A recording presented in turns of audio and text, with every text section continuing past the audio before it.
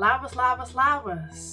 Šiandien kalbėsime apie šmeižtą ir kito žmogaus žeminimą ir bandysime išsiaiškinti, kodėl kai kuriems žmonėms pasireiškia toks žiaurus elgesys prieš kitą. Šią temą man pasiūlė viena iš prenumeratorių, Simona, ačiū Jums labai. Ir pirmiausia yra svarbu paminėti, kad tokie dalykai iš tikrųjų pasireiškia daug dažniau, nei mes įsivaizduojame.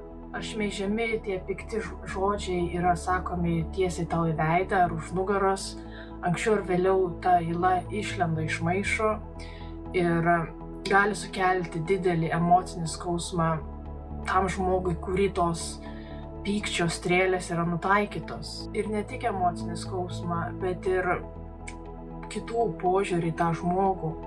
O ekstremaliais atvejais tai ypatingai gali pakenkti to žmogaus reputacijai, kas jau yra labai rimtas dalykas. Taigi pirmiausia, šioje pirmoje dalyje aš Jums ir papasakosiu, iš kur atsiranda toks elgesys, kodėl žmonės taip daro. Ir kitoje dalyje kitą kartą duosiu Jums naudingų patarimų, kaip geriausiai su tuo tvarkytis. Taigi, jei dar neužsiprenumeravote mano kanalą, nepamirškite tai padaryti. Taigi pirma priežastis, jie nori pasijusti geriau.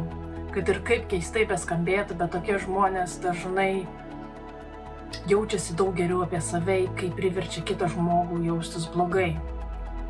Paprastai tokie žmonės turi labai žemą savivertę ir kenčia nuo nesaugumo jausmo. Taigi jie siekia išryškinti ir netgi paviešinti kito žmogaus silpnąsias puses ar kitam sukelti tokį patį nesaugumo jausmą. Jų ego gauna tik tai laikiną palengvėjimą nuo savo skausmo, kai yra įskaudinamas kažkas kitas. Ir kadangi tas palengvėjimas yra trumpalaikis, tie žmonės nuolatos ieško kažkokių tai būdų pažeminti, įskaudinti kitą, kad pakelti savo savivertę. Tokie žmonės tiesiog Jums pavydi. Jau sužinojome apie tokių žmonių žemą savivertę ir kai kitam ypatingai sekasi, tai tik dar labiau pablogina jų jausmus apie save. Pavydas juos priverčia tarsi sproginėti ir iš čia atsiranda visoks melas, keiksmai, šmeižtas, kritikavimas ir panašiai. Ir jų tikslas yra nuleisti kitą žmogų iki savo lygio, sumenkinant jo sėkmę ar laimę. Tai jie mato kaip vienintelį būdą pažeminti kitą, kuris turi tai, ko jis nori. Trumpai sakant, jei aš negaliu dėl savęs gerai jaustis, ir tu negali. Kiti elgiasi taip todėl, nes nori pasijusti svarbus. Žinoma, niekas nemėgsta, nenori būti mažas ir nereikšmingas, tačiau kai kurie žmonės žemina kitą, kad suteiktų savo didesnę reikšmę. Taip dažnai nutinka grupėse, kuriuose vyrauja kažkokia tai hierarchija. Žmogus tiki, kad užsipuolas, sukritikavus ar šmeižus kitą sustiprėja jų pačių padėtis. Šie žmonės nesuvokia, kad toks elgesys gali turėti visai priešingą poveikį. Iš tikrųjų, kam gali patikti žmogus, kuris nuolatos lieja savo tulžį, savo pyktį, nepasitenkinimą ant kitų, kažkaip atstumiančiai atrodo. Ketvirtas. Jie nori, kad kiti žmonės juos mėgtų. Na taip, jei kažkokioje tai draugų grupėje, kas numeta kažkokį tai juokelį, tai gali tikrai pralinksminti. Tačiau kai kurie žmonės laikosi šio požiūrio visai netinkamose situacijose, manydami, kad tai padės kitiems jaustis pozityviau jų atžvilgiu. Ne. Taip tikrai nebus. Kaip tik priešingai. Šiems žmonėms iš tikrųjų rūpi, ką apie juos galvoja kiti. Tačiau keldami juoką savo taikinio sąskaitą atneš tik nepatogumo jausmą aplinkiniams. Kas iš tikrųjų nori leisti laiką su žmogumi, kuris ten nuolatos šaiposi ar pajuokia kitą. Gali būti ir taip, jog jie tiesiog nori atkreipti save dėmesį. Kai kurie žmonės jaučiasi gan pasimetę, kai kiti žmonės juos nekreipia dėmesio. Tad smerkdami ir besijuokdami iš kitų jie gauna tą norimą dėmesį, nesvarbu, ar tai būtų teigiamas ar neigiamas tas dėmesys.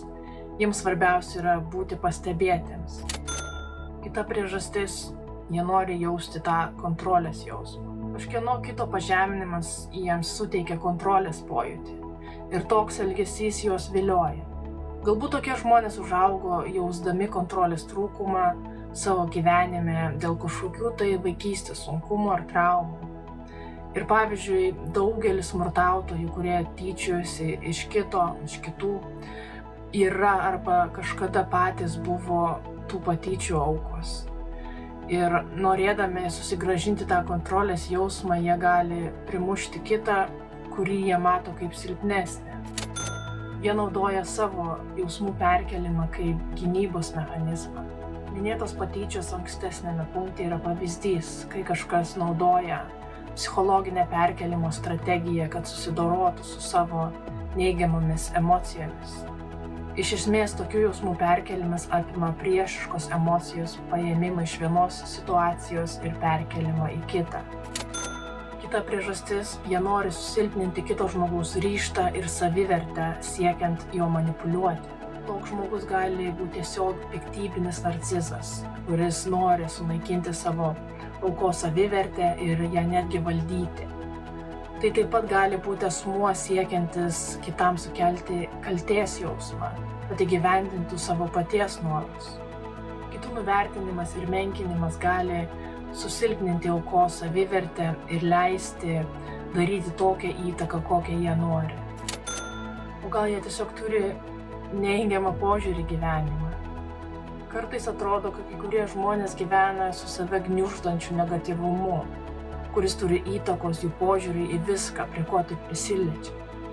Jie yra pesimistiškai nusiteikę, ciniški ir visiškai menkina kieno nors kito pozityvumą. Kitų nuvertinimas jiems yra kone antra prigimtis. Tai pavirsta automatišku atsaku į viską. Jei su tokiu žmogumi bandysite pasidalinti geromis naujienomis, ar ieškosite kažkokio tai padrąsinamų žodžių, greičiausiai susilauksite visai priešingo atsako. Jie turi žemą socialinį ir emocinį intelektą. Kai kuriems žmonėms yra sunku suvokti daugelį socialinių normų. Jie daro tokius dalykus, kurių žmonės paprastai žino, kad daryti nereikia. Jie taip pat neturi emocinio intelekto ir nesupranta, kad jų veiksmai turi tiesioginį poveikį kito žmogaus jausmams. Tyčiotis iš kitų, pasijuokti ir žeminti kitą jiems yra tiesiog normalu. Ir jų smegenys jiems nesiunčia tokių signalų, kad jų elgesys nėra geras ar priimtinas.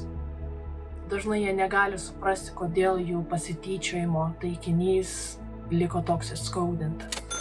Dar yra taip, kad jie tiesiog nenori klausytis priešingo požiūrio.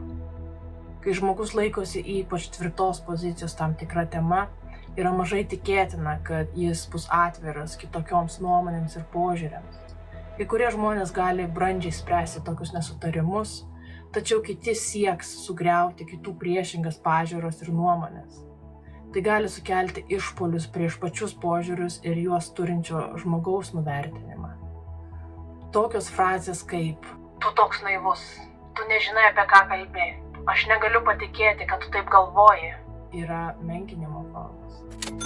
Na ir paskutinis toks punktas būtų, kad jie tiesiog nežino, kaip tinkamai bendrauti.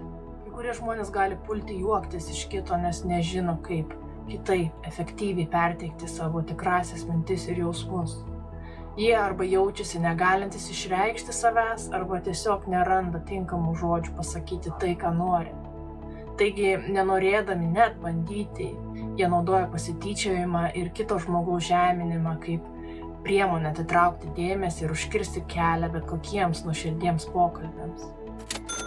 Aš labai tikiuosi, kad jūs pradedate geriau suprasti, iš kur kyla kai kurių žmonių toks negatyvus, žiaurus, destruktyvus elgesys ir kitoje dalyje aš jums duosiu naudingų patarimų, kaip geriausia su tuo tvarkytis, ką galėtumėte daryti atsakydami tiems žmonėms ir praktikuotis savo pačių viduje, kad neleistoms piktoms, žeidžiamoms strėlėms prasiskverbti į jūsų širdį ir protą.